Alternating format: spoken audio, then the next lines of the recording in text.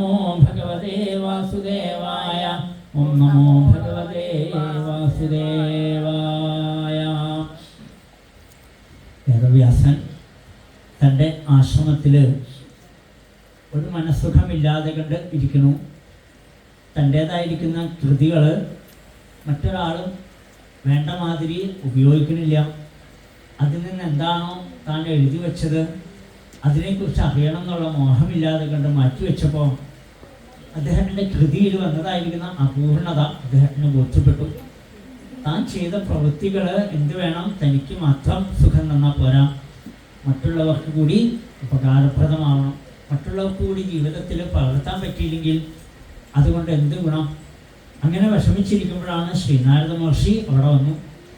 ശ്രീനാരദ മഹർഷിയെ വേണ്ട മാതിരി പൂജിച്ചു. നാരദ മഹർഷി എന്ന് പറഞ്ഞാൽ തന്നെ അറിവ് എന്നർത്ഥം. അതുകൊണ്ട് തന്നെ ഒരാളും ശ്രീനാരദനെ മാറ്റി നിർത്തില്ല.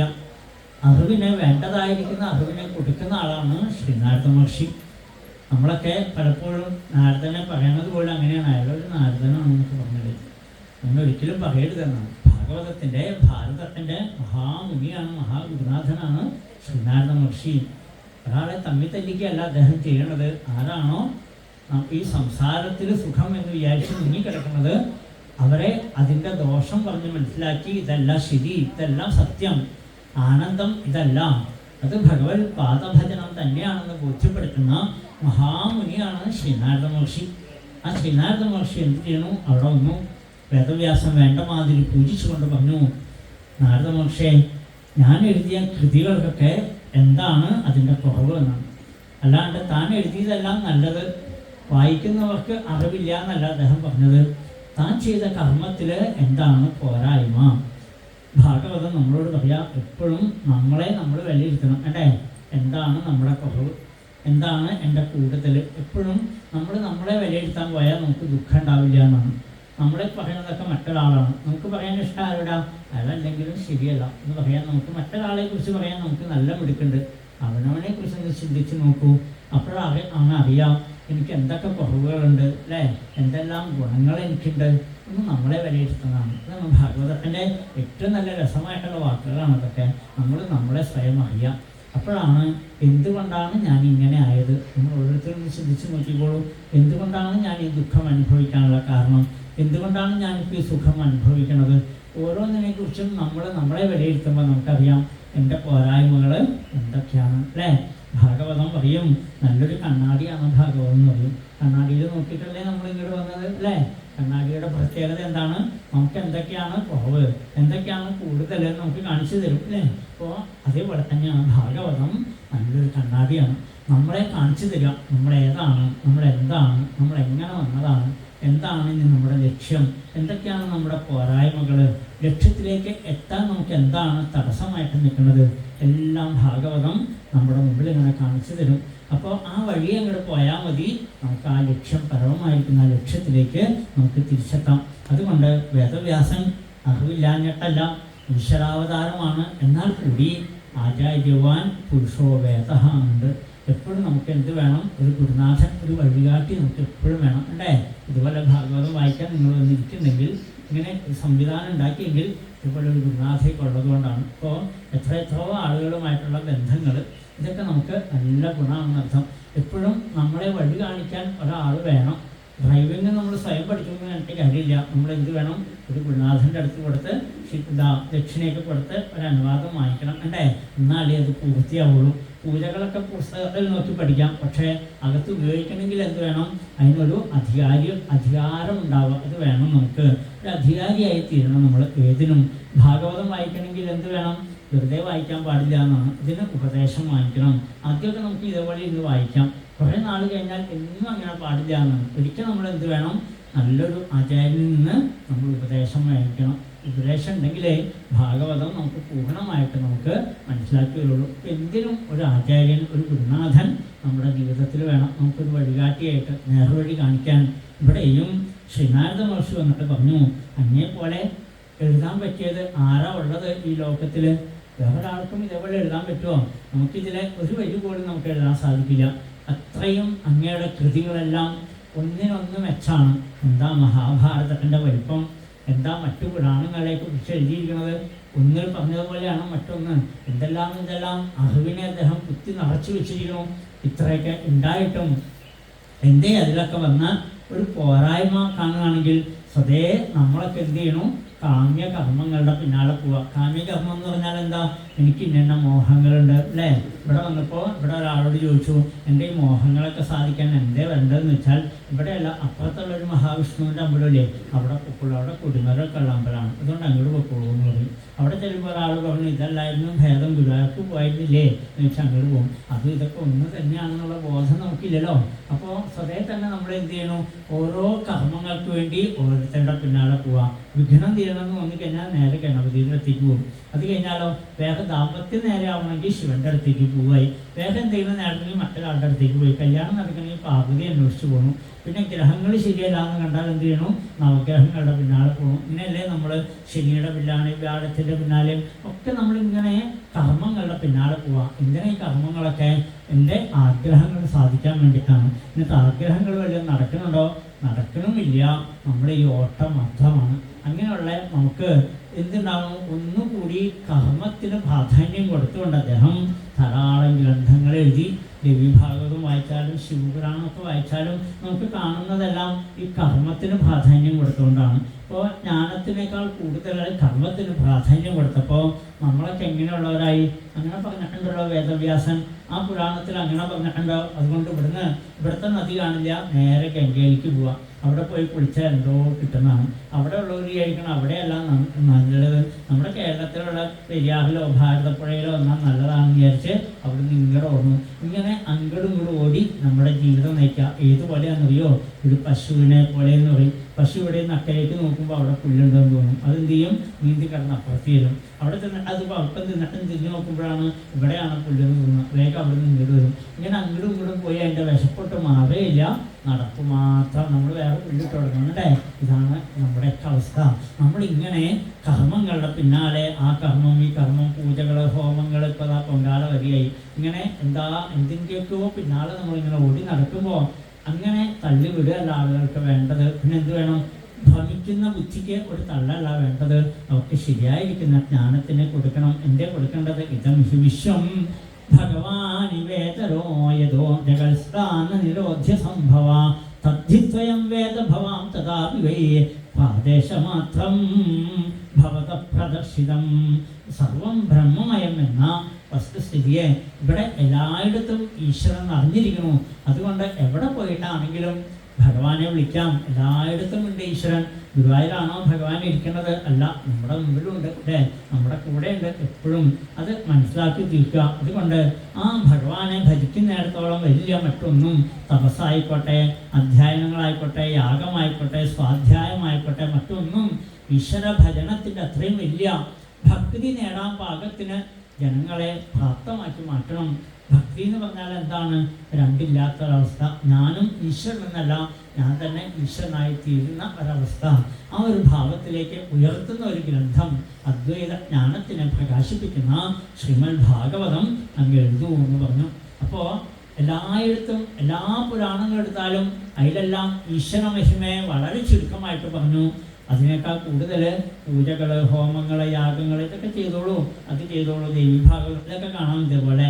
ഒരു ദിവസം തുളസി പൂജയാണെങ്കിൽ ഒരു ദിവസം മറ്റൊരു പൂജയാണ്. ഇങ്ങനെ ഓരോ ദിവസം പൂജകളാണ്, വിവിധങ്ങളായിരിക്കുന്ന നിവേദ്യങ്ങൾ. ആളുകളിലൊക്കെ പണി എന്താണെന്നറിയോ? ഇതിൻ്റെ പിന്നാലെ ഇങ്ങനെ നടക്കുകയാണ് അത്ര. അപ്പോൾ ആ പൂജ ചെയ്താൽ അത് കിട്ടും, ഈ പൂജ ചെയ്താൽ ഇന്നത് കിട്ടും എന്നൊക്കെ വിചാരിച്ച് നമ്മളിങ്ങനെ പോകുമ്പോൾ ഭൂമി വരാഹാവതാരം തൊഴുതാൽ എന്ത് കിട്ടും? ഭൂമി ലാഭം കിട്ടും. നമ്മളൊക്കെ നമ്മളോട് പറഞ്ഞേക്കാണ്. അപ്പം നമ്മളെന്ത് ചെയ്യണമെന്നറിയോ? എവിടെയാണ് ഇപ്പോൾ വരാഹമൂർത്തിയുള്ളത്? ഇനിയിപ്പോൾ ഇല്ലെങ്കിലും വേണ്ടില്ല, ഭാഗവതത്തിൽ വരാഹം വായിക്കുമ്പോൾ പലയിടത്തും കാണാറുണ്ട് കുറേ മണ്ണൊക്കെ കൊണ്ടുവയ്ക്കുക. അവിടെ വേദിയിൽ മണ്ണ് കൊണ്ടുവച്ചിട്ട് പൂജിച്ചു കൊണ്ടുപോകാം. ഭൂമി ലാഭം ഉണ്ടാവും അത്ര. ആരെങ്കിലും ഒരു സെൻറ്റ് വെറുതെ എഴുതി തരുമോ? നമുക്ക് മക്കൾക്ക് പോലും കൊടുക്കാണ്ടിരിക്കുക നമ്മൾ. അപ്പോൾ പിന്നെ ആർക്കാണ് നമ്മൾ എഴുതി കൊടുക്കുക? അതുകൊണ്ട് ഒരാൾ ഇഷ്ടദാനം കൊടുക്കുന്ന പേടിക്കണ്ട. അപ്പോൾ പറഞ്ഞത് എന്താണ്? വരാഹം എന്നുള്ള വാക്കിൻ്റെ അർത്ഥം അറിയണ്ടേ നമുക്ക്? അതറിയില്ല. നരസിംഹം എന്താണെന്ന് അറിയണ്ടേ? വാമനൻ എന്താണെന്ന് അറിയണ്ടേ? ഓരോ പേരിൻ്റെ ഉള്ളിലും എത്രയോ രഹസ്യങ്ങൾ അടങ്ങിയിരിക്കണം. ഇതൊന്നും മനസ്സിലാക്കാണ്ട് നമ്മുടെ ധാരണ എന്താണെന്നറിയോ? മണ്ണ് പൂജിച്ചാൽ മതി, താലി പൂജിച്ചാൽ മതി, മാല പൂജിച്ചാൽ മതി, നമുക്ക് എന്തൊക്കെയോ കിട്ടുമെന്ന് വിചാരിക്കുന്നു. ഇങ്ങനെ ഭ്രമിച്ചു പോകുന്ന നമുക്ക് ഇതല്ല വസ്തുസ്ഥിതി. ഇവിടെ എല്ലായിടത്തും ഭഗവാൻ നടന്നിരിക്കുന്നു. ഈശ്വരനല്ലാതെ കൊണ്ട് ഇവിടെ മറ്റൊരു വസ്തു ഇവിടെ ഇല്ല. അതുകൊണ്ട് നമ്മുടെ കൂടെ ആരുണ്ട് സദാസമയത്തും? ജഗന്നാഥൻ പരനാരായണൻ അരികത്തുണ്ടല്ലോ തുണയായെപ്പോഴും. ഹരേ നാരായണ ഹരേ നാരായണ ഹരേ നാരായണ ഹരേ നാരായണ. ആ ഒരു ബോധം ഉണ്ടാക്കി കൊടുക്കണം ജനങ്ങൾക്ക്. അതാണ് വേണ്ടത് എന്ന് പറഞ്ഞുകൊണ്ട് ശ്രീനാരദ മഹർഷി സ്വന്തം അനുഭവം പറഞ്ഞു. ഞാൻ എങ്ങനെയാണ് നാരദനായി തീർന്നത്? പണ്ട് ഞാൻ ഒരു ദാസീപുത്രനായിരുന്നു. എൻ്റെ അമ്മ ബ്രാഹ്മണ ഗ്രഹങ്ങളിലൊക്കെ ആ വേലപ്പണി ചെയ്തുകൊണ്ട് നടക്കുകയായിരുന്നു. അപ്പോൾ അമ്മയുടെ സാരി തുമ്പ് പിടിച്ചുകൊണ്ട് 5 വയസ്സ് പോലും ആവാത്ത ഞാനിങ്ങനെ നടക്കും. അമ്മ എന്തെങ്കിലും പാത്രം കഴുകാനും പുല്ലരിയാനും പശുവിനെ നോക്കാനും ഒക്കെ അമ്മയെ സഹായിച്ചുകൊണ്ട് നടക്കുന്ന സമയത്ത് ഒരു ദിവസം ആ ബ്രാഹ്മണ ഗൃഹത്തിൽ ചാതുർമാസം അനുഷ്ഠിക്കാൻ കുറേ ഋഷിമാർ വന്നിട്ട്. ചാതുർമാസം എപ്പോഴാണെന്നറിയോ? കർക്കിടക മാസം തുടങ്ങി തുലാമാസം തീരുന്നത് വരെ 4 മാസം കടുത്ത ആ പ്രകൃതി പ്രക്ഷോഭിച്ച് നിൽക്കുന്ന സമയമല്ലേ, ഇടിവെട്ടും മഴയും ഒക്കെ ഉള്ള സമയത്ത്. ആ സമയത്ത് വേണം കഠിനങ്ങളായിരിക്കുന്ന വ്രതങ്ങൾ അനുഷ്ഠിക്കേണ്ടത്. അപ്പോൾ അവരെന്ത് ചെയ്യും? ആ വ്രതങ്ങൾ അനുഷ്ഠിക്കാനായിട്ട് ഈ ബ്രാഹ്മണ ഗൃഹത്തിൽ വന്നപ്പോൾ അവർ രാവിലെ കുറച്ച് നേരം പൂജകളൊക്കെ ചെയ്യും. അത് കഴിഞ്ഞാൽ കൂടുതൽ സമയം എന്ത് ചെയ്യുന്നറിയോ? നമ്മളെപ്പോലെ എങ്ങനെ ഇരിക്കും? വട്ടോട്ടിരിക്കും എല്ലാവരും. എന്നിട്ട് ഒരാൾ കണ്ണൻ്റെ കഥ പറയും, മറ്റുള്ളവരെല്ലാം ശ്രദ്ധയോടുകൂടി കേട്ടിരിക്കും. അത് കഴിഞ്ഞ് അടുത്ത ആൾ എന്ത് ചെയ്യും? കൃഷ്ണ കൃഷ്ണ മുകുന്ദ ജനാർദ്ദന കൃഷ്ണ ഗോവിന്ദ നാരായണ ഹരേ അച്യുതാനന്ദ ഗോവിന്ദ മാധവ സച്ചിദാനന്ദ നാരായണ ഹരേ കൃഷ്ണ കൃഷ്ണ മുകുന്ദ ജനാർദ്ദന കൃഷ്ണ ഗോവിന്ദ നാരായണ ഹരേ അച്യുതാനന്ദ ഗോവിന്ദ മാധവ സച്ചിദാനന്ദ നാരായണ ഹരേ. ഒരാൾ കീർത്തനം പാടുമ്പോൾ എല്ലാവരും ഏറ്റു ചൊല്ലും. ഇങ്ങനെ ആനന്ദത്തോടു കൂടി ഇരിക്കുമ്പോൾ ദാസ്യപുത്രനായ എനിക്ക് അങ്ങോട്ട് ചെല്ലാൻ വയ്യാലോ. ഞാൻ മാറി നിന്നപ്പോൾ ആ തുല്യദർശികളായിരിക്കുന്നവരെന്നെ കൂടെ വിളിച്ചു, ഉണ്ണി ഇങ്ങോട്ട് വരൂ. അവരോടൊപ്പം ചേർത്തു. ആ 4 മാസം കണ്ണൻ്റെ കഥകൾ കേട്ടും അവർ തരുന്ന പ്രസാദം കഴിച്ചും അവരോടൊപ്പം കഴിഞ്ഞപ്പോൾ എൻ്റെ മനസ്സിലും ഒരു മോഹം വന്നു. എന്താ മോഹം? അവർ ഭജിക്കുന്ന, അവർ കാണാൻ മോഹിക്കുന്ന ആ കണ്ണനെ എനിക്കും ഒന്ന് കാണാൻ പറ്റുമോ? ആ ബ്രാഹ്മണര് അനുഗ്രഹിച്ചു, നിനക്ക് മായാതത്വം മനസ്സിലാവട്ടെ, നിനക്ക് ഈശ്വരനെ കാണാൻ ഇടയാവട്ടെ എന്ന് പറഞ്ഞ ആ സജ്ജനങ്ങൾ അനുഗ്രഹിച്ചിട്ട് പോയി. ആ സത്സംഗത്തിൻ്റെ മഹിമ കൊണ്ട് ഇപ്പം എന്തായെന്നറിയോ? അവർ പോയപ്പോൾ എനിക്ക് വിഷമായി. കാരണം എന്താ? എനിക്ക് പ്രാരബ്ധമായിട്ട് ആരുണ്ട്? ഒരമ്മയുണ്ട്. ഈ അമ്മയെ വിട്ടിട്ട് ഞാൻ എങ്ങനെ പോകും ഭഗവാനെ അന്വേഷിച്ച്? അത് മാത്രമായി ഒരു വിഷമം. എത്രമാത്രം നമുക്ക് പ്രാരബ്ധം ഉണ്ടെന്ന് തോന്നിയാലും ഭഗവാന്റെ അടുത്തേക്ക് എത്താൻ നമുക്ക് മോഹം ഉണ്ടെങ്കിൽ പ്രാരബ്ധത്തിൻ നൽകരുത്തും ഞൊടി കൊണ്ടോ ഞെരിക്കുമെൻ ഗുരുവാകും ഗുരുവായൂരപ്പനോ ചൊല്ലു. എത്ര വലിയ പ്രാരബ്ധം നമുക്കുണ്ടെങ്കിലും ഗുരുവായൂരപ്പൻ്റെ അടുത്തേക്ക് എത്തണമെന്ന് നമ്മൾ വല്ലാണ്ട് മോഹിച്ചു എന്ന് വെച്ചാൽ ആ പ്രാരബ്ധത്തിനെയൊക്കെ ഒഴിച്ചു കളയും. നമുക്കിപ്പോൾ ഇവിടെ വന്നിരിക്കുമ്പോഴും നമ്മുടെ ചിന്ത എന്തായിരിക്കും? കുടുംബത്തിൽ എന്താണാവോ, തുണി ഉണക്കാണ്ടിരിക്കണു, ഒരു മഴക്കാറ് വന്നാൽ മതി, നമുക്ക് എന്തെന്നില്ലാത്ത ടെൻഷനാവും. എന്തെല്ലാം കാര്യങ്ങളാണ് നമ്മൾ ചിന്തിക്കുക അല്ലേ? അപ്പോൾ അതുകൊണ്ട് തന്നെ നമുക്ക് എപ്പോഴും ഈ കുടുംബവുമായിട്ടും മറ്റുള്ളവരുമായിട്ടൊക്കെ എന്തെന്നില്ലാത്ത ബന്ധം അതിങ്ങനെ ഒരിക്കലും മുറിച്ചു കളയാൻ പറ്റാത്ത മാതിരി അത്ര ദൃഢമായിരിക്കുന്ന ചെങ്ങലക്കെട്ടാണ്. ആ ചെങ്ങലക്കെട്ട് മുറിക്കാൻ നമുക്ക് സാധിച്ച ഗുരുവായൂരപ്പൻ്റെ അടുത്തേക്ക് എത്താനാണ്. ഇവിടെ ആ അദ്ദേഹം പറഞ്ഞു, എനിക്ക് അമ്മയാകുന്ന ഒരു ചെങ്ങല മാത്രമേ ഉള്ളൂ, ഒരു ചെറിയ ചരട് മാത്രം. അമ്മ ഒരു ദിവസം പുല്ലരിയാൻ പോയപ്പോൾ സർപ്പദംശനമേറ്റ് അമ്മയും കൂടി മരിച്ചോടുകൂടി അനുഗ്രഹാൻ മഹാവിഷ്ണു, ഭഗവാന്റെ അനുഗ്രഹം കിട്ടി എനിക്ക്. ഇനിയിപ്പോൾ എന്തേ വേണ്ടത്? ഇനി എൻ്റെ ഈ ലോകത്തിൽ ഒരേ ഒരു ബന്ധു ഈ ശ്രീലകത്ത് മിന്നുന്ന ഗുരുവായൂരപ്പൻ മാത്രമേ ഉള്ളൂ. അതുകൊണ്ട് വേദവ്യാസരെ ഞാൻ ആ ബ്രാഹ്മണ ഗ്രഹം വിട്ടങ്ങനെ ഉത്തരദിക്കിലേക്ക് സഞ്ചരിക്കുന്ന സമയത്ത് ആ കാടുകളും മേടുകളും തോടുകളും കുന്നുകളും ഒക്കെ കടന്നു പോകുമ്പോഴും മനസ്സിൽ ഒരേ ഒരു ചിന്ത മാത്രമേ ഉള്ളൂ. ജീവിതത്തിങ്കൽ ഒരിക്കല വീടുത്തെ കേശാദിപാദം ഞാനെന്നു കാണും. പ്രാണൻ വെടിഞ്ഞങ്ങു പോകുന്നതിൻ മുമ്പേ പ്രാണനാഥനെ ഞാനിന്നു കാണും. കൃഷ്ണ ഹരേ ജയ കൃഷ്ണ ഹരേ ജയ കൃഷ്ണ ഹരേ ജയ കൃഷ്ണ ഹരേ കൃഷ്ണ ഹരേ ജയ കൃഷ്ണ ഹരേ. കാട്ടിലെ കായ്കനികൾ ഭക്ഷിച്ചും കാട്ടാറിലെ വെള്ളം കുടിച്ചും വൃക്ഷങ്ങളുടെ ചുവട്ടിക്കിടന്ന് ഉറങ്ങിയും ഞാൻ അങ്ങനെ നടക്കുമ്പോഴും എൻ്റെ മനസ്സിൽ ആ പൊന്നുണികണ്ണൻ്റെ രൂപം മാത്രമേ ഉള്ളൂ. ആ പീലിത്തിരുണ്ടിയും ഗോപിക്കുറിയും ആ പുഞ്ചിരിക്കുന്ന തിരുമുഖവും ആ തോളറ്റം വരെ ചുണ്ടു കിടക്കുന്ന അവിടുത്തെ മനോഹരമായിരിക്കുന്ന തിരുമുടികളും ആ നെറ്റിയിൽ വീണു കിടക്കുന്ന ആ കുറുനിരകളും ആ രാജഹംസം വാഴ്ത്തി അവിടുത്തെ തൃക്കെഴുത്തും ആ മാവടത്തിൽ അണിഞ്ഞിരിക്കുന്ന ശ്രീവത്സം കൗസ്തുഭം ധാരാളം സ്വർണ്ണരത്നമാലകൾ വനമാലകൾ തോൾവളകൾ കൈവളകൾ മോതിരങ്ങൾ പീതാംബരപ്പെട്ട അരമണികൾ കിങ്ങിണികൾ പാദസരങ്ങൾ എല്ലാം ചാർത്തിയിരിക്കുന്ന പൊന്നുണ്ണിക്കണ്ണൻ്റെ രൂപം മാത്രമേ എൻ്റെ ഉള്ളിലുള്ളൂ. എല്ലോ വേദവ്യാസരെ ധ്യായത ചരണാംഭോജം ഭാവനിർത്തിത ചേതസ ഔത്കണ്ഠ്യാശ്രുകലാക്ഷസ്യ ഹൃദ്യാസീന്മേ ശനൈ ഹരി. ആ കണ്ണനെ കാണാൻ മോഹിച്ചുകൊണ്ട് ഞാൻ അങ്ങനെ സഞ്ചരിക്കുമ്പോൾ ഒരു ദിവസം താഴ്ന്നു കിടക്കുമ്പോൾ കണ്ടു ഞാൻ എൻ്റെ കണ്ണനെ. ഹൃദ്യാസീന്മേ ശനൈ ഹരി. എവിടെയാ ഭഗവാനെ കണ്ടത്? ശ്രീലകത്തല്ല, ആകാശത്തിലല്ല, തൻ്റെ ഹൃദയത്തിൽ പതുക്കെ പതുക്കെ ഒരു നീല വെളിച്ചമായിട്ട് ഭഗവാൻ വന്നു എന്നാണ്. ആ നീല വെളിച്ചമായിട്ട് വന്നു എന്ന് മാത്രമല്ല, പിന്നീട് സുന്ദരമായിരിക്കുന്ന ഭഗവാന്റെ രൂപം അവിടെ കണ്ടോടുകൂടി പ്രേമാതിഭര നിർഭിന്ന പുളകാങ്കോതി നിർവത ആനന്ദ സംപ്ലവേലീനോ നാപശ്യമുഭയം മുനേ രൂപം ഭഗവതോയത്തന്മനക്കാന്തം ശുചാപഹം. കണ്ണനെ കണ്ടോടുകൂടി എല്ലാം മറന്നു ഞാൻ ആനന്ദ നൃത്തം ചൊല്ലി ആ കണ്ണിൽ നിന്ന് അശ്രുക്കൾ പൊഴിച്ചുകൊണ്ട് നാരായണ നാമം ജപിച്ചുകൊണ്ട് ഞാൻ ആ കണ്ണനെ തന്നെ കണ്ടുകൊണ്ടിരിക്കുമ്പോഴേക്കും പുറമെയല്ല കണ്ടത്, തൻ്റെ ഹൃദയത്തിൽ കണ്ടപ്പോൾ ആ ആനന്ദം അനുഭവിച്ചു. കുറച്ച് കഴിഞ്ഞപ്പോൾ ആ ഭഗവാൻ എന്തേ പറഞ്ഞെന്നറിയോ? നിനക്ക് എന്നെ നിന്റെ കണ്ണുകളെ കൊണ്ട് കാണാനായിട്ടില്ല, കാരണം നിനക്ക് കർമ്മനാശം വന്നിട്ടില്ല എന്നാണ്. ഇപ്പോഴും കർമ്മങ്ങൾ ചെയ്യാനുള്ള മോഹമില്ലേ? എന്നെ കാണണം എന്നുള്ള മോഹം പോലും എപ്പോൾ ഇല്ലാണ്ടാവണോ അപ്പം കണ്ണനെ കാണാൻ പറ്റുന്നതാണ്. നമ്മളോട് ഭാഗവതം പറയുക, എപ്പോഴെങ്കിലും ഭഗവാനെ കിട്ടണം എന്നുള്ള മോഹം പോലും ഇല്ലാണ്ടാവണം, അപ്പോഴാണ് ഭഗവാൻ നമ്മുടെ മുമ്പിൽ പ്രത്യക്ഷമാവുക. അതുകൊണ്ട് നിന്റെ ഉള്ളിലുള്ള കഷായത്വം മുഴുവനും പോട്ടെ, അപ്പം നിനക്ക് എന്നെ കാണാൻ സാധിക്കും എന്ന് പറഞ്ഞുകൊണ്ട് ഭഗവാൻ ഉള്ളിൽ നിന്ന് അവിടെ മറന്നതോടുകൂടി ആ കണ്ണനെ കാണാൻ വേണ്ടി പിന്നെതാ ഞാൻ അങ്ങനെ വീണ്ടും വീണ്ടും സഞ്ചരിച്ചു. എൻ്റെ ഉള്ളിൽ നിന്ന് മറഞ്ഞുപോയ ആ നീലക്കല്ലിനെ തന്നെ കാണാനുള്ള മോഹത്തോടുകൂടി സഞ്ചരിക്കുമ്പോൾ ഒരു ദിവസം ഞാൻ ഇങ്ങനെ സഞ്ചരിക്കുന്ന സമയത്തെല്ലാം നാമാനി അനന്തസ്യ തത്വപടൻ ഗുഹ്യാനി ഭദ്രാണി കൃതാനി ച സ്മരൻ യാഗാം പര്യടം തുഷ്ടമനാഗതസ്വഃ കാലം പ്രതീക്ഷൻ വിമതോ വിമത്സരാ. ആ അനന്തനായിരിക്കുന്ന ഭഗവാന്റെ അനന്തമായിരിക്കുന്ന തിരുനാമങ്ങൾ അങ്ങനെ ജപിച്ചുകൊണ്ട് ഗാം പര്യടം തുഷ്ടമനാ ഗതസ്പൃഹ എല്ലാ മോഹങ്ങളും ഉപേക്ഷിച്ചുകൊണ്ട് ഭഗവാന്റെ തിരുനാമം ജപിച്ചങ്ങനെ നടന്നു.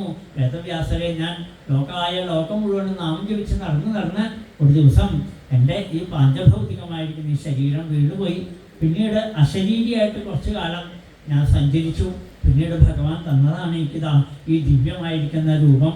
ഇപ്പോൾ രൂപം മാത്രമല്ല, മഹതി എന്നു പേരായിരിക്കുന്ന ഒരു വീണയും ഭഗവാൻ തന്നു. അപ്പം എൻ്റെ പണി എന്താണെന്നറിയോ? ആരൊക്കെയാണോ ദുഃഖം അനുഭവിക്കുന്നത് അവരുടെ അടുത്ത് എന്നിട്ട് ഈ സാംസാരികമായിരിക്കുന്ന ഭാവത്തിനോടല്ല ഇഷ്ടം വരേണ്ടത്, ഗുരുവായൂരപ്പൻ്റെ ശ്രീപാദങ്ങളെ ഭജിക്കൂ എന്ന് ഞാൻ പറഞ്ഞു കൊടുക്കും. അവർക്ക് കണ്ണൻ്റെ തിരുനാമം ജപിച്ചു കൊടുത്തുകൊണ്ട് ഞാൻ മാത്രമല്ല നാമം ജപിക്കുന്നത്, എൻ്റെ വീണയും നാമം ജപിച്ചുകൊണ്ട് ഞാൻ ലോകം മുഴുവൻ നടക്കണം. നാരദർ വീണയിൽ എന്നും മുഴങ്ങുന്ന പ്രേമസ്വരമാണു നാരായണ. പാപികൾക്കേറ്റം പ്രയാസമായി തോന്നുമി പാടുവാനീ നാമം നാരായണ. നാരായണ ഹരേ നാരായണ ഹരേ നാരായണ ഹരേ നാരായണ നാരായണ ഹരേ നാരായണ. ആ നാമം ജപിച്ചുകൊണ്ട് നടക്കണമെന്ന് പറഞ്ഞു. അതുകൊണ്ട് വേദവ്യാസരെ ആ ഭഗവാനിൽ ഭക്തി ഉണ്ടാവണം, അവിടുത്തെ തിരുനാമം ജപിക്കാറാവണം. അതിന് നാമപുരാണം ബ്രഹ്മസംഹിതം, ആ ഒരു നാമപുരാണം രചിക്കൂ.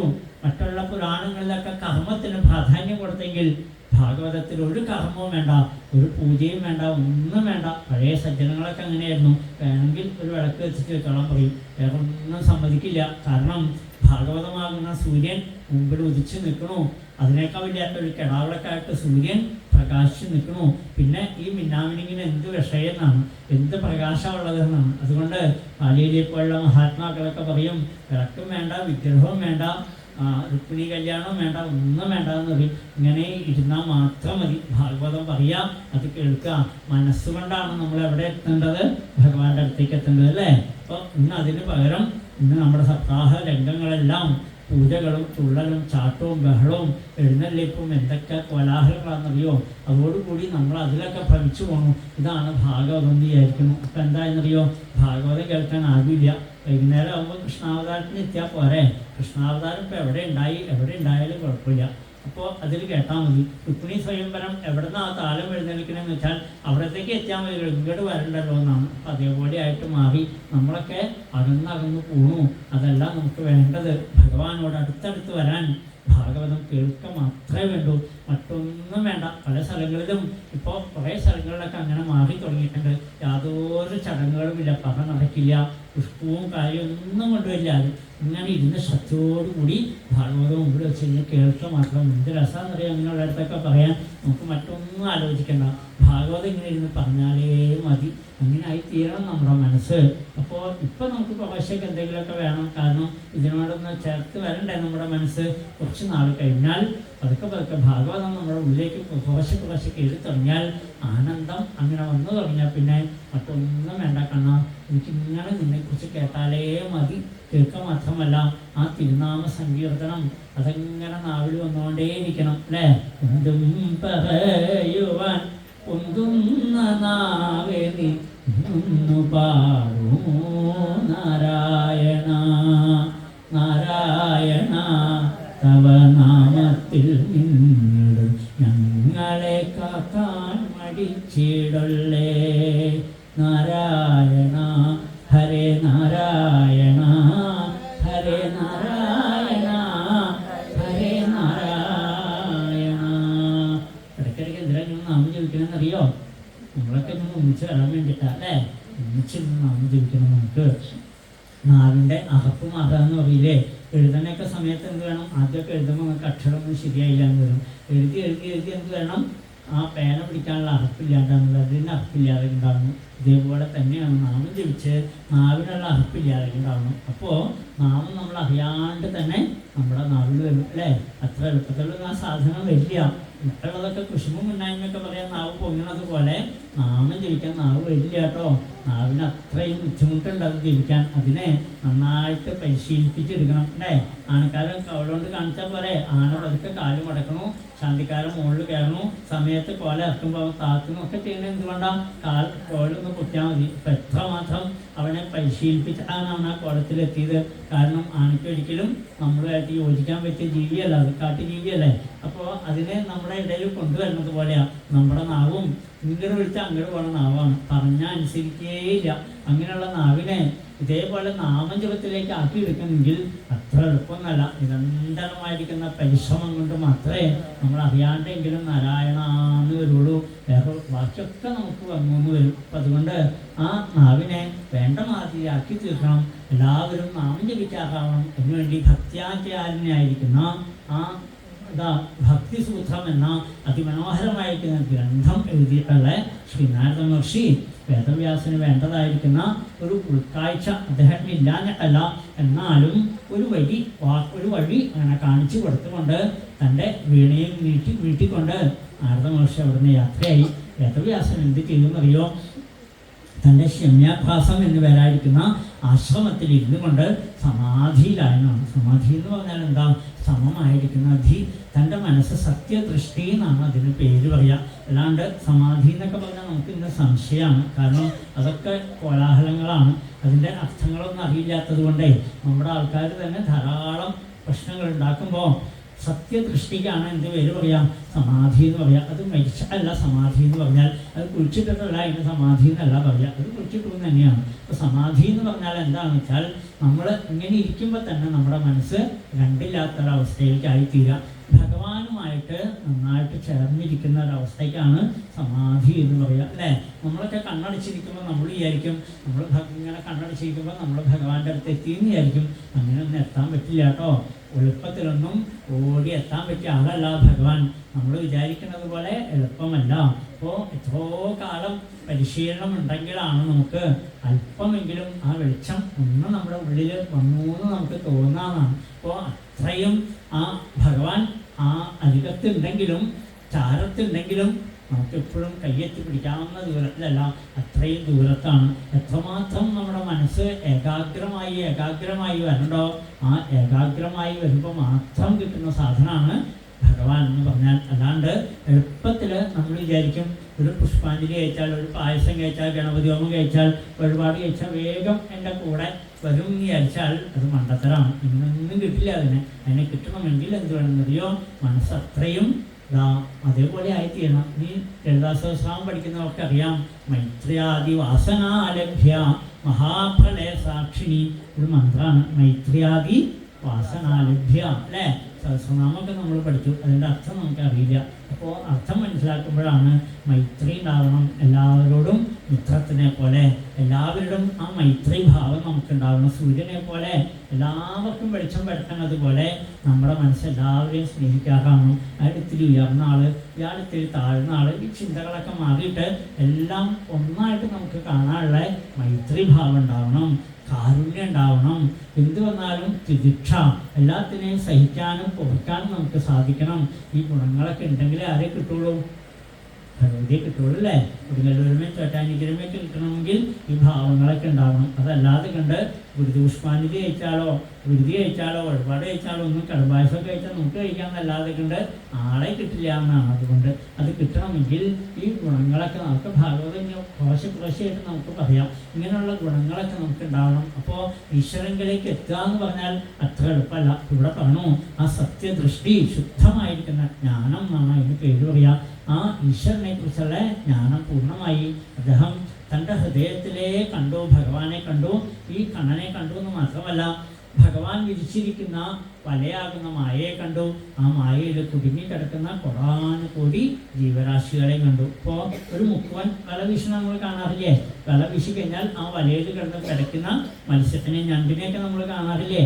ഇതേപോലെ തന്നെ നമ്മൾ മാത്രമല്ല സകല ജീവരാശികളും ഈ ഭഗവാനാകുന്ന ഒരു മുക്കുവൻ്റെ മായയാകുന്ന വലയിൽപ്പെട്ടവരാണ് നമ്മൾ ഓരോരുത്തരും. ആ വലയിൽ കിടന്ന് കുടുങ്ങാണ്. അപ്പം നമ്മൾ വിചാരിക്കും ഞാൻ അറിവൊക്കെ നേടുക, ഞാൻ ഭാഗവതം വായിക്കുന്ന ആളല്ലേ, ആചാര്യനൊക്കെയല്ലേ നമ്മൾ പറയാം. അപ്പോൾ ആചാര്യനാണ്, ഞാൻ ഭാഗവതം പഠിച്ചതാണ്, ഞാൻ അതാണ് ഇതാണെന്നൊക്കെ വിചാരിക്കണമെങ്കിൽ അവരെ കൂടി എന്ത് ചെയ്യും? ഈ മായ വെറുതെ വിടില്ല എന്നാണ്, അല്ലേ? ദേവി മഹാത്മ്യം വായിക്കുന്ന നമുക്കറിയാം. ജ്ഞാനിനാമപി ചേതാംസി ദേവി ഭഗവതി ഹിസ ബലാദാദൃശ്യമോഹായ മഹാമായ പ്രയച്ഛതി. എത്രമാത്രം ശക്തനാണ്, എത്ര അറിവുണ്ടെന്ന് പറഞ്ഞാലും ആളെ കൂടി പിടിച്ച് വലിച്ചതാ ആ മായയിലിട്ട് ഇങ്ങനെ വിശ്വഭ്രമണകാരൻ ഇങ്ങനെ വഹത്തോണ്ടിരിക്കും. ഇപ്പം നമ്മളൊക്കെ അങ്ങനെ കിടന്ന് പറഞ്ഞുകൊണ്ടിരിക്കാം. എപ്പോഴും നമ്മൾ ഈശ്വരനെ അറിയണോ, ആ നിമിഷം നമ്മുടെ എല്ലാ ദുഃഖങ്ങളും പമ്പ കിടക്കുന്നു പറയുകയാണ്. അപ്പം അതുകൊണ്ട് ആ മായയിൽ കിടക്കുന്നതായിരിക്കുന്ന കോടാനുകോടി ജീവരാശികൾ ഇവരെ എങ്ങനെയാണ് ഈ മായയിൽ നിന്ന് വിടിയിച്ച് ഭഗവാനാക്കി തീർക്കാം, ഭഗവാന്റെ അടുത്തേക്ക് എത്തിക്കാം, അതാണ് വേദവ്യാസന ഭഗവാൻ കാണിച്ചു കൊടുത്തത്. ഇപ്പോൾ അതിനുവേണ്ടി അദ്ദേഹം എന്ത് ചെയ്തു? ആദ്യം എഴുതിയത് എന്താണെന്നറിയോ? ആ കുരുക്ഷേത്ര ഭൂമിയാണ് എഴുതി വെച്ചത്. പാണ്ഡവരും കൗരവരും തമ്മിൽ നടന്നതായിരിക്കുന്ന കുരുക്ഷേത്ര ഭൂമിയിൽ വെച്ച് നടന്ന യുദ്ധം, അല്ലേ? യുദ്ധമൊക്കെ നമുക്കറിയാം. അതിഭയാനകമായിരുന്നു, അതിഭയങ്കരമായിരുന്നു. അവിടെ അവിടുത്തെ കാഴ്ച എന്ന് വെച്ചാൽ ധാരാളം പേര് തലയില്ലാത്ത ജഡം ഇങ്ങനെ കിടക്കുന്നു.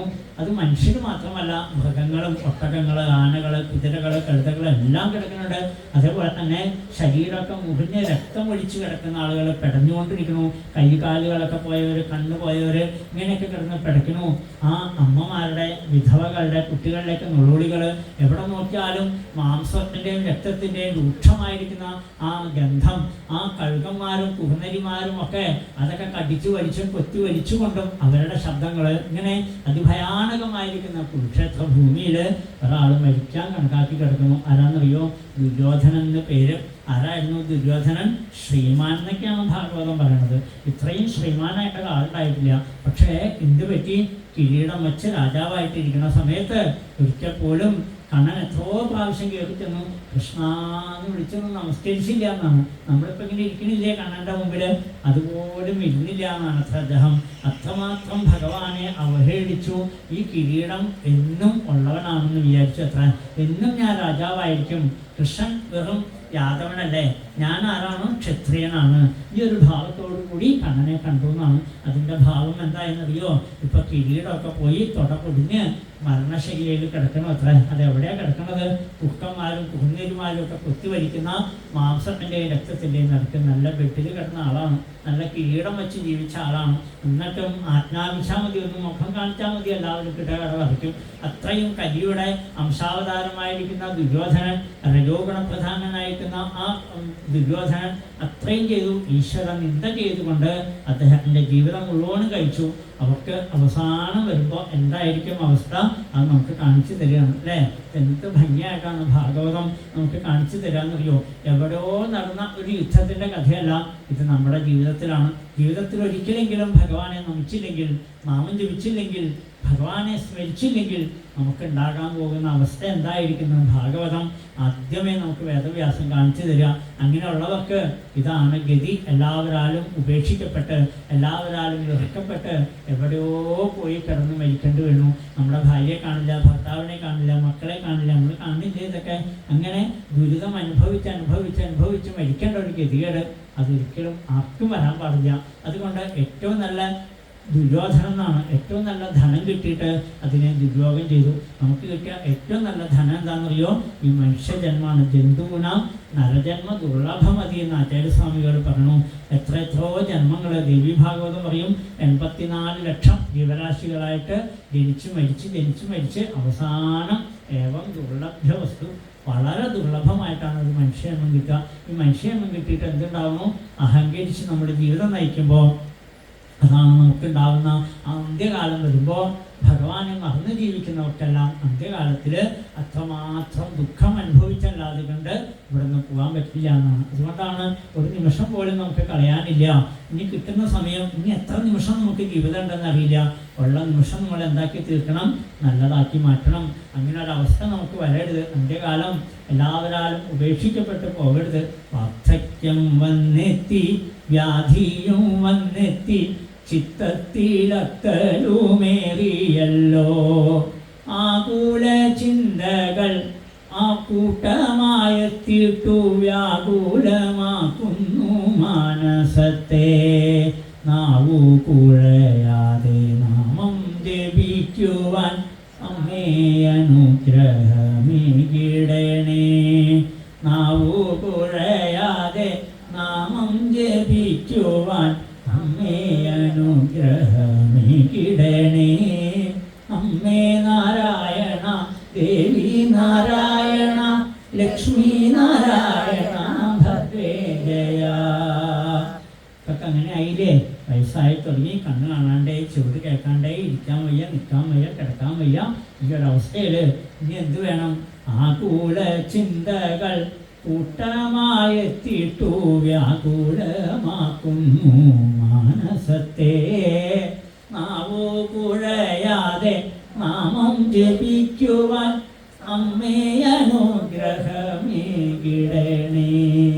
ഭഗവാനോട് പറയണം, അമ്മ നീ ഒന്ന് മാത്രമേ വേണ്ടൂ, എൻ്റെ നാവ് കുഴയാതെ കണ്ട് നാമം ജപിച്ചുകൊണ്ട് ആ ലോകത്തിലേക്ക് എത്താൻ അല്ലേ. ഒരാളുമില്ലെന്നെ മരിച്ചിടുമ്പോൾ തുണയ്ക്കുവാനീ വസുധാതലത്തിൽ പറയണമപ്പോൾ കുഴലും വിളിച്ചു മതീയ പാർശ്വത്തിൽ മരുൾ പുരീശൻ. ചൊടിക്കു പൊന്നോട മുടിക്കു കീഴി അണിഞ്ഞു മന്ദസ്മിതമോടുകൂടി മിഴിക്കു മുമ്പാകെ വിളങ്ങിടണം മരിച്ചിടുമ്പോൾ നീലരൂപം. ഈ ശരീരം വിട്ടു പോകുമ്പോൾ ആരും വരില്ല എൻ്റെ കൂടെ. ഭാര്യ വരില്ല, മക്കൾ വരില്ല, ഭർത്താവ് വരില്ല അല്ലേ. ആരെങ്കിലും വരും നമ്മുടെ കൂടെ, ബന്ധുക്കൾ ഒരാളും വരില്ല. എല്ലാവരും പറയും അത്ര എന്തിനാ ഇങ്ങനെ പോയത്, എന്നെ കൂടി കൊണ്ടുപോയിരുന്നില്ലേ എന്നൊക്കെ പറഞ്ഞ് വെറുതെ കരയണതാ. പോയത് സന്തോഷമായിട്ടിരിക്കുകയാണ്, അതുകൊണ്ട് സന്തോഷിക്കണു. നമ്മൾ വിചാരിക്കണു നമ്മളോടുള്ള ഇഷ്ടം കൊണ്ടാണ് കരയണമെന്ന് വിചാരിക്കുന്നു. നമ്മളോട് ഇഷ്ടമൊന്നുമില്ല, പോയി കിട്ടാൻ നോക്കിയിരിക്കുക ഓരോരുത്തരും. അതുകൊണ്ട് ആരുമില്ല നമുക്ക് ആ പോകുന്ന സമയത്ത്. ആരേ ഉള്ളൂ നമ്മുടെ കൂടെ? കണ്ണൻ മാത്രമേ ഉണ്ടാവുള്ളൂ. ഇപ്പോൾ ആ കണ്ണനെ വിളിക്കാറാവണം. നെഞ്ചത്തു കണ്ണൻ തടവുന്നതായി കണ്ടാശ്വാസമേൽക്കാൻ ഇടവന്നിടേണം. കണ്ണൻ വന്ന് നെഞ്ച് തടവി തന്നാലാണ് നമുക്ക് ആശ്വാസം കിട്ടുക. മക്കൾ തിരുമിയാലോ, ഭാര്യ തിരുമിയാലോ, ബന്ധുക്കൾ തിരുമിയാലോ ഒന്നും നമുക്ക് സുഖം ഉണ്ടാവില്ല. ഉണ്ണുണ്ണിക്കണ്ണൻ്റെ കുഞ്ഞി കൈകൊണ്ടുള്ള സ്പർശം കേൾക്കുമ്പോൾ എല്ലാ ദുഃഖങ്ങളെയും നമ്മൾ പകർന്നു പോകുന്നു. ആ സച്ചിദാനന്ദമാണ് നമ്മൾ അനുഭവിക്കേണ്ടത്. അതുകൊണ്ട് നമ്മൾ ആരാവരുത്, ദുര്യോധനനാവരുത് എന്ന് ഭാഗവതം നമുക്ക് ആദ്യം തന്നെ പറഞ്ഞു തരിക. ദുര്യോധനനെ പോലെ ജീവിതം നയിക്കരുത്. ഇനി കിട്ടുന്ന സമയം ഇനി അല്പകാലമേ ഉള്ളൂ. നമുക്ക് എത്ര നേരം ഉണ്ടെന്ന് അറിയില്ല. അതുപോലും ഉച്ചയ്ക്ക് 12:30 നിർത്തി ഊണ് കഴിക്കാമെന്ന് വിചാരിച്ചുകൊണ്ടാണ് നമ്മളൊക്കെ ഇരിക്കുന്നത്. 12:30 വരെ ഉണ്ടാവുന്നുള്ളതിന് എൻ്റെ ഒരു തെളിവ് അല്ലേ? അതുകൊണ്ടാണ് എഴുത്തച്ഛൻ എഴുതി വെച്ചത്, കരൾ വിവേകം കൂടാതെ കണ്ട് അരനിമിഷം ബദ കളയരുതാരും മരണം വരുമിനി എന്നു നിനച്ചിഹ മരുക സതതം നാരായണ ജയ. സത്യമായിട്ടുള്ളൊരവസ്ഥ അത് തന്നെയാണ്. ഈ ശരീരം വിട്ടു പോകേണ്ടി വരും. അപ്പോൾ അത് മനസ്സിലാക്കാണ്ട് ജീവിക്കുന്നവരാണ് ദുര്യോധനന്മാർ. അപ്പോൾ നമ്മളൊക്കെ ദുര്യോധനന്മാരാവോ? ഇനി ആവില്ല എന്ന് ഉറക്കണം പറയണം. എനിക്ക് കേൾക്കാൻ പറ്റണില്ല, എൻ്റെ ചെവിടൊക്കെ പറ്റിയായി. അപ്പം അതുകൊണ്ട് ഉറക്കണം പറയണം. ദുര്യോധനനാവരുത് അല്ലേ?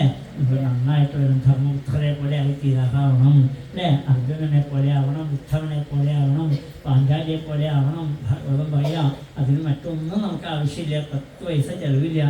ഒന്നു വേണ്ടു. ഹരിനാരായണായ നമ. ഒരു കോടി കോടി തവ തിരുനാമമുള്ളവയിൽ അരുതാത്തതില്ല. ഹരിനാരായണായ നമ. ഭഗവാൻ എപ്പോഴും നമ്മുടെ കൂടെ ഉണ്ടാവണം അല്ലേ?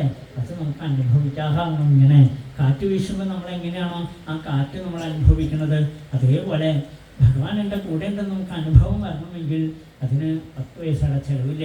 അതിന് വഴിപാടുകളോ ഹോമങ്ങളോ യാഗങ്ങളോ ഒന്നും വേണ്ട. നാമൊന്നു വേണ്ടു. ഹരിനാരായണായ നമ. എന്തെങ്കിലും ചിലവുണ്ടോ നാവുകൊണ്ട് ഇങ്ങനെ പറയാൻ അല്ലേ? ഇപ്പം നമ്മുടെ നാവിനെ കൊണ്ട് എന്തൊക്കെയോ നമ്മൾ പറഞ്ഞുകൊണ്ടിരിക്കുക. നേരം വിളിച്ചായാൽ ഉറങ്ങുന്നത് വരെ എന്തൊക്കെയാണ് നമ്മൾ പറയുന്നുണ്ട്.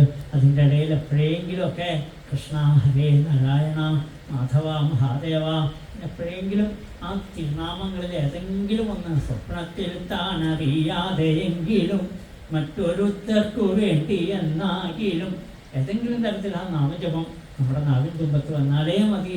ഭഗവാൻ നമ്മുടെ കൂടെ ഉണ്ടാവുന്നതാണ് അല്ലേ? നാരായണാക്ഷരം പുണ്യം ജിഹ്വാഗ്രേയസ്യ വർത്തതേ നാരായണസ്തമന്വേതി വത്സം ജ്യോതിവത്സല. ആരുടെ നാമത്തുമ്പത്താണോ നാരായണ എന്ന 4 അക്ഷരമുള്ളവര് അവരുടെ പിന്നാലെ പൈക്കുട്ടിയെ അങ്ങോട്ടും ഇങ്ങോട്ടും പോകുമ്പോൾ തള്ളപ്പൈ നോക്കി നിൽക്കില്ല, ഞാൻ എങ്ങടേക്കാ പോണത് എന്നുള്ള മട്ടിൽ. അതേപോലെ ഗുരുവായൂരപ്പൻ നമ്മളെ നോക്കുന്നതാണ്. അത്ര കാരുണ്യാണ് ഇതാ ശ്രീലകത്ത് മിന്നുന്ന ഉണ്ണുണ്ണിക്കണ്ണന്. ആ കണ്ണൻ നമ്മളെ നോക്കാൻ ഈ തിരുനാമ സങ്കീർത്തനം മാത്രം മതി എന്നാണ്. അപ്പോൾ ആ കലിയുടെ ബാധ ഉണ്ട്.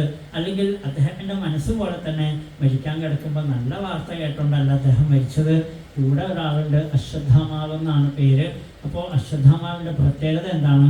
ഒരിക്കലും മനസ്സിന് ഉറപ്പില്ലാത്തവൻ, മനസ്സിങ്ങനെ ഇളകിക്കൊണ്ടിരിക്കുക. ആലില പോലെ സദാസമയത്തും ചഞ്ചല ചിത്തനാണ്, സ്വസ്ഥതയില്ലാത്തവൻ. ആ അശ്വത്ഥാമാവ് എന്ത് ചെയ്തു? പടകുടി ലോകവതി നദിയുടെ തീരത്ത് കൂടാരത്തിൽ ഉറങ്ങിക്കിടക്കുന്ന പാഞ്ചാലിയുടെ 5 കൊച്ചു കുട്ടികൾ അവരുടെ തല അറുത്ത് കൊണ്ടുവന്നു അത്ര. എന്നിട്ട് ദുര്യോധനൻ്റെ ഉള്ളിൽ കൊണ്ടുവച്ചു. ദുര്യോധന മഹാരാജാവെ സന്തോഷമായില്ല എന്നാണ്. എങ്ങനെയാണ് സന്തോഷിക്കുന്നത്? താനേ മരണത്തിൻ്റെ മുമ്പിൽ ഇങ്ങനെ നോക്കിയിരിക്കുകയാണ്. അപ്പോൾ 5 കുട്ടികളുടെ തലം മുറിച്ച് കരിക്ക് കൊണ്ടുവയ്ക്കുന്ന പോലെ മുമ്പിൽ കൊണ്ടുവച്ചിട്ട് സുഖമായില്ലേ, സന്തോഷമായില്ലേ എന്ന് വെച്ചാൽ എന്തുണ്ടാവും അല്ലേ? ഇതൊക്കെ നമ്മുടെ കർമ്മഫലം കൊണ്ട് നമ്മുടെ കൂടെ കൂടുന്നവരും എങ്ങനെയുള്ളവരായിരിക്കും? ഇങ്ങനെയുള്ളവരൊക്കെ വന്ന് കൂടും. അത് വരാതെ കണ്ട് ഇതേപോലുള്ള സജ്ജനങ്ങളൊക്കെ വന്ന് കൂടണമെങ്കിൽ എന്ത് വേണമെന്നറിയോ? അത്രയും പുണ്യം വേണമെന്ന് പറയുകയാണ്. എന്തായാലും അതോടുകൂടി ആ പാഞ്ചാലി തൻ്റെ ഭർത്താക്കന്മാരെ ഒന്നും വിളിച്ചില്ല. കാരണം തൻ്റെ ദുഃഖത്തിന് അറുതി വരുത്താൻ, എന്നെ സമാധാനിപ്പിക്കാൻ, എൻ്റെ 5 ഭർത്താക്കന്മാരുണ്ടായിട്ട് എന്ത് പ്രയോജനം? അതിനെപ്പോഴും എൻ്റെ കൃഷ്ണൻ മാത്രമുള്ളൂ. ആ വിവേകം കൊണ്ട് ആ പാഞ്ചാലി എന്ന ആ പരമഭാഗവത വാക്കനെ വിളിച്ചു, കൃഷ്ണ ഹരേ കൃഷ്ണ. 5 മക്കളുടെ തല അറുത്തി കൊണ്ടുപോയപ്പോൾ ആ രക്തത്തിൽ കുടിച്ചു കിടക്കുന്ന ആ ജടങ്ങൾ കണ്ട അമ്മയ്ക്ക് ആരോടാ പറയാനുള്ളത്? ഗുരുവായൂരപ്പനെ അല്ലാതെ കണ്ട് വേറെ ആരെ വിളിക്കാനുണ്ട്? ഒരമ്മയെ സംബന്ധിച്ചിടത്തോളം ഇതിലും വലിയ ദുഃഖം വേറെ എന്താ ഉള്ളത്? ആ ദുഃഖം അമ്മതാ ഒട്ടി വിളിച്ചു ഭഗവാനെ മനസ്സിൽ ചുറ്റി വിളിച്ചപ്പോഴേക്കും എത്ര പെട്ടെന്ന് ആ കണ്ണൻ ഓടി വന്നത് അവിടെ. കാരണം അനുഭവിക്കാനുള്ളത് അനുഭവിക്കുമ്പോഴും അവിടെ തല്ലി തകർക്കുകയല്ല ചെയ്തത്, പിന്നെയോ മനസ്സിൻ്റെ അടക്കം വിവേകം. ഭർത്താക്കന്മാരോട് പറഞ്ഞ് കരഞ്ഞിട്ട് എന്ത് കാര്യം?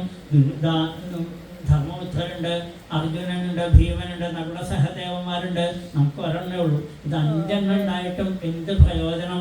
5 പേരുണ്ടായിട്ടും തൻ്റെ ആ സഭയിൽ വെച്ചിട്ട് വസ്ത്രാക്ഷേപം ചെയ്തില്ലേ? അപ്പോൾ എന്തെല്ലാം ദുഃഖങ്ങൾ അനുഭവിച്ചു. ആ ദുഃഖത്തിലെല്ലാം തൻ്റെ ഒപ്പം ഓടി വന്ന് തൻ്റെ കണ്ണീര് തുടയ്ക്കാൻ ഒരു കൃഷ്ണനെ ഉണ്ടായുള്ളെങ്കിൽ ഇപ്പോഴും എൻ്റെ കണ്ണനേ ഉള്ളൂ എനിക്ക് മനഃശാന്തി തരാൻ. അത് മനസ്സിലാക്കി കണ്ണനെ വിളിച്ചപ്പോഴേക്കും കണ്ണൻ ഓടി വന്നു മാത്രമല്ല, വേഗം ആ അശ്വത്ഥാമാവിനെ പിടിച്ച് കെട്ടിക്കൊണ്ടുവന്നു. പശു രശനയായഥ, പശുവിനെയൊക്കെ കെട്ടിക്കൊണ്ടുവരുന്നത് പോലെ കയറുകൊണ്ട് കെട്ടി വരിഞ്ഞ് പാഞ്ചാലിയുടെ മുമ്പിൽ ഇട്ട് കൊടുത്തു. പാഞ്ചാലി, നിന്റെ കുട്ടിയെ കൊന്ന ആള് ഇയാളാണ്, വേണ്ടത് തീരുമാനിച്ചോളൂ എന്നങ്ങോട്ട് പറഞ്ഞു. ഇതങ്ങോട്ട് കണ്ടപ്പോൾ പാഞ്ചാലിക്ക് ദുഃഖം കുറച്ചും കൂടിയായിരുന്നാണ്. കാരണം ഉച്യതാം യേഷാം ബ്രാഹ്മണോ നിതരാം ഗുരു, ഈ കുട്ടിയെ വേഗം മോചിപ്പിക്കുമെന്നാണ് അമ്മ പറഞ്ഞത്. എന്താണെന്നറിയോ? ഇതൊരു ബ്രാഹ്മണ കുട്ടിയാണ്. ഈ പാണ്ഡവന്മാരെ മുഴുവനും അസ്ത്രവിദ്യ പഠിപ്പിച്ചതായിരിക്കുന്ന ദ്രോണാചാര്യരുടെ പുത്രനാണ്. അതുകൊണ്ട് തന്നെ ഈ ഉണ്ണിക്കൊരു പോറലേറ്റാൽ അച്ഛനെ ദ്രോഹിച്ചതിന് തുല്യമായിട്ട് മാറും. അത് ഗുരുത്വക്കേടുണ്ടാക്കും. അതുകൊണ്ട് ഉണ്ണിയെ ഒഴിച്ചുവിടും. അത് മാത്രമല്ല, എൻ്റെ 5 മക്കൾ പോയപ്പോൾ ഞാൻ ദുഃഖിച്ചില്ലേ, അതുപോലെ ഈ ഉണ്ണിക്ക് എന്തെങ്കിലും ഉണ്ടായാൽ ഇവൻ്റെ അമ്മയും ദുഃഖിക്കേണ്ടി വരും. എന്നെപ്പോലെ മറ്റൊരമ്മയും ഈ ലോകത്തിൽ ദുഃഖിക്കാനിടയാവരുത്. നമ്മളാരെങ്കിലും ഇങ്ങനെ ചിന്തിക്കുമോ? ഇതൊക്കെയാണ് ഭാഗവതം നമുക്ക് തരുന്ന നല്ല മെസ്സേജുകൾ. ഭാഗവതത്തിലെ ഓരോ കഥയിൽ കൂടിയും നമ്മളെങ്ങനെയായിരിക്കണം, നമ്മുടെ ജീവിതം എന്തായിരിക്കണം, നമ്മുടെ മനസ്സ് എങ്ങനെയായിരിക്കണം, നമ്മുടെ വാക്ക് എങ്ങനെയായിരിക്കണം, അത് നമുക്ക് കാണിച്ചു തരികയാണ്. അപ്പോൾ തനിക്ക് ദുഃഖം വന്നതുപോലെ ഈ ലോകത്തിൽ മറ്റൊരാളും ദുഃഖം അനുഭവിക്കരുതേ കണ്ണാ എന്ന് പ്രാർത്ഥിക്കുന്നു. അതുമാത്രമല്ല, ആ സമത്വം, പിന്നെയോ ആ ന്യായം, ധർമ്മം, ദയ, കാപട്യമില്ലായ്മ, ഇതെല്ലാം ആ പാഞ്ചാലിയുടെ വാക്കുകളിൽ കൂടി നമുക്ക് മനസ്സിലാക്കാം. അതുകൊണ്ട് ആ ഗുരുഭക്തി, നല്ല തിദിക്ഷ, നല്ല പത്നീധർമ്മം എല്ലാം ഇവിടെ പ്രതിഫലിക്കുന്നു ആ പാഞ്ചാലിയുടെ വാക്കുകൊണ്ട്. അതുകൊണ്ട് കണ്ണാ വേഗം പറഞ്ഞയക്കുമെന്നാണ്. ഇനി എങ്ങനെയാണ് ഇവനെ എന്തെങ്കിലും ദ്രോഹിച്ചാലും എൻ്റെ 5 കുട്ടികളെ എനിക്ക് തിരിച്ചു കിട്ടുമോ? അത് കിട്ടില്ല എന്നാണ്. മനസ്സിൻ്റെ 2 ഭാവങ്ങളെ നമുക്ക് കാണിച്ചു തരിക. ഒന്ന് വികാരം, ഒന്ന് വിചാരം, അല്ലേ? ഭാഗവതം ആദ്യം നമുക്ക് കാണിച്ചു തരിക ഈ 2 ഭാവങ്ങളെയാണ്. മനസ്സിനെയാണ് ഭാഗവതം പറയണതല്ല. നമ്മുടെ മനസ്സ് എങ്ങനെയായിരിക്കണം? വികാരത്തിന് അടിമപ്പെടരുത് എന്ന് ഭാഗവതം പറഞ്ഞു. മനസ്സെപ്പോഴും വികാരത്തിൽ പോയി പെടുകയാണ്, അല്ലേ? ആ വികാരത്തിൽ പെടുന്നതുകൊണ്ടാണ് മറ്റൊരാളെ ദ്രോഹിക്കുന്നതും അയാളെ കൂടെ നമ്മൾ കൊല്ലണം, അപ്പം തന്നെ കൊന്നാൽ മതി എന്ന് പറഞ്ഞാൽ അലറി വിളിക്കില്ലേ നമ്മളാണെങ്കിൽ? ഇത് അങ്ങനെയല്ല. വികാരത്തിന് അടിമപ്പെട്ടില്ല, വിചാരം ചെയ്തു എന്നാണ്. വേണ്ട മാതിരി വിചാരം ചെയ്തപ്പോൾ ആ കുട്ടികൾക്ക് അനുഭവിക്കാനുള്ളത് അത് അനുഭവിക്കണം. നമ്മൾ എത്ര വേണ്ടാന്ന് വെച്ചാലും നീ ഇയാളുടെ കൈകൊണ്ട് അല്ലെങ്കിൽ മറ്റൊരാളുടെ കൈകൊണ്ടാണെങ്കിലും അവർക്ക് മരിക്കേണ്ട സമയമായാൽ അവർ പോയിട്ടുണ്ടാവും, അല്ലേ?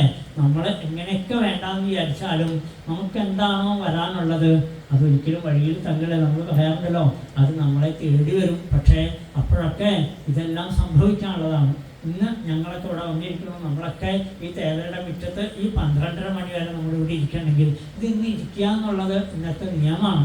ഇത് ഇരിക്കാണ്ടിരിക്കാൻ പറ്റില്ല. നമ്മൾ എങ്ങനെയൊക്കെ നമ്മൾ വേണ്ടാന്ന് വെച്ചാലും, ഞാൻ അങ്ങോട്ട് പോകില്ല എന്ന് വിചാരിച്ചാലും, കുടുംബത്തിന് ഇരിക്കുകയാണെങ്കിലും അവിടെ നിന്ന് തള്ളി കൊണ്ടുവരും, നമ്മളിവിടെ കൊണ്ടിരുത്തും. കാരണം ഇത് ഇന്ന് ഇരിക്കുക എന്നുള്ളത് നിയമമാണ്. അപ്പോൾ ആ നിയമത്തിനെ തെറ്റിക്കാൻ ലോകത്തിൽ ഒരാൾക്ക് ശക്തിയില്ല.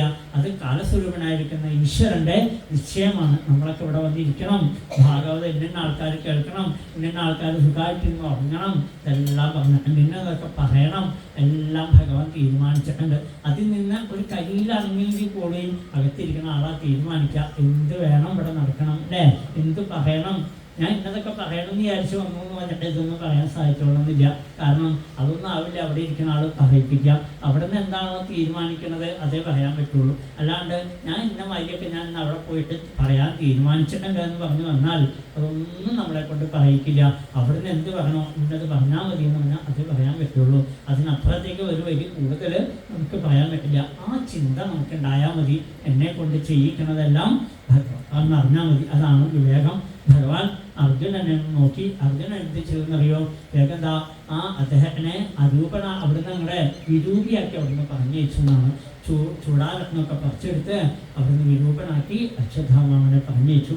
ഇനി ആ അശ്വത്ഥാമാവിൻ്റെ പ്രതികാരമൊക്കെയാണ്. നമുക്ക് 2 അധ്യായങ്ങളോടെ വായിച്ച് ഇപ്പോൾ ഇവിടെ നിർത്താം. എന്നിട്ട് നമുക്ക് ഉച്ചയ്ക്ക് ശേഷം അതൊക്കെ നമുക്ക് അനുസ്മരിക്കാം.